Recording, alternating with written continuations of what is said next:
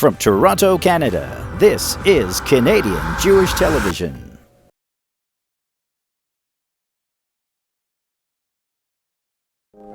Hey! Thanks for coming back. I really appreciate My pleasure. it. Great to see you. Have a seat again. Thank you. Okay. After you. Adam, your second appearance on the Elevator Show, Canadian Jewish TV. I'm happy to have you back. Now, the response... Great to be back. Yeah. Now, the response to your piece a few weeks ago was great. People love to hear what you have to say.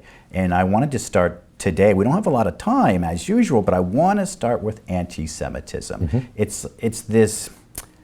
Oh man, this sleeping giant, this sleeping monster, it's always under the rug lurking. You saw what happened about a year ago when there was a conflict in Israel, or a few years ago. May 2020. Just incredible how things can turn, and it should be evidence to anybody who doubts what is lurking as far as anti-Semitism. How do we fight this? How do we create a more comprehensive plan to fight anti-Semitism? It's a great question. And, you know, in thinking about it, one of the most important things, and you know, I was thinking about you in our last interview in this context, the most important thing I've come to appreciate in the community is leadership. And frankly, the fact that you've taken on the leadership and making this show happen is really a credit to you, and it's what makes our community strong, ultimately. When you have people like yourself and others who take on big issues. When I think about the issue of leadership in the context of anti-Semitism, there are some amazing Jewish organizations that are working on this issue. And when I think about the role of UJA Federation, it is about enabling them to cover off gaps that exist right now, and for them to be able to optimize their performance. Our role as a federation is not to step in and be competition to any of these great organizations, whether it's the Center for Israel and Jewish Affairs that we support, Friends of Simon Wiesenthal, B'nai B'rith, really strong, excellent organizations.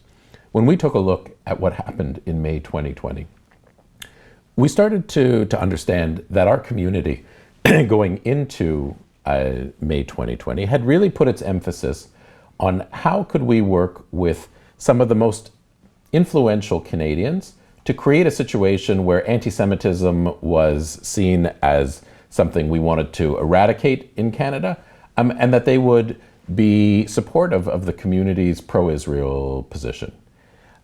May 2020 was a wake-up call. It was a wake-up call because what we started to realize is that while it's really important to work with key political leaders, everyone from school board trustees straight through to the most influential business and political leaders in the country, to have them understand why anti-Semitism isn't just a threat to the Jewish community, it's a threat to Canadian society as a whole. What we started to understand is in May 2020, while those folks remain influential, it's what's happening in mass society that is equally important. And what we've really been doing since that time is putting our emphasis in three main areas for the community. Which are? Yeah. Area number one is really good data and research. We want to make sure that we understand not how we as Jews feel about this, but how Canadians, average Canadians, feel about the Jewish community, Israel, anti-Semitism, so that we can understand how to communicate our message in a way that will resonate with Canadian society. And we are doing that research. Right now, we've just completed a really exciting new piece of research that we're doing more focus groups to really work on the messaging. And we will share that information with all of the key organizations in the Jewish community that are fighting anti-Semitism, because we want to make sure that they're making data-informed decisions. I really noticed following May 2020. I need to jump in here for a second. Looking at the data, is there anything revelatory? Was there any revelation or shock or surprise that was brought to your attention? There's some really important things in the data, but I want to allow my peers who are doing the work right now to really refine it so that they can communicate. Can you just, in a very general way, just introduce something that needs more attention?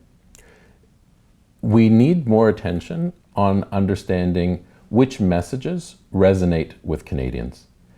That's really what we need. We tend to communicate in ways, as Jewish organizations, that resonate with Jews. Right.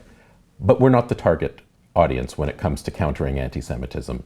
It's the general community. And what we really have to be effective at is how do we, as Canadians, communicate with our fellow Canadians so that they understand that this is an issue not just for the Jewish community, but for Canadian society as a whole. Yeah, and you hit the nail on the head, Adam, but how do we puncture through that level of indifference? Because I would say that's a pretty good word, wouldn't you? You're 100% right. For most Canadians, and I'm giving you kind of a preview of I know what, it's what, a what we'll preview, see. but just from your own experience. Yeah, for most Canadians, this is an issue that they don't feel is relevant to them, quite frankly.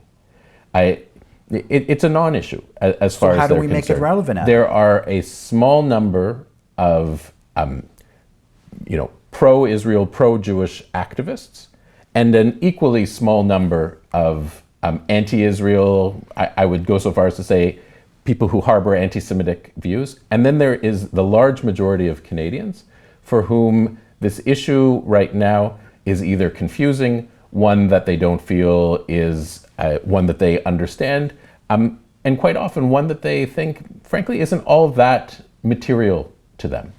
What we're working on right now, and working on in terms of focus groups, is how do we develop the messaging that breaks through exactly on this issue so that your average Canadian understand. But how do we?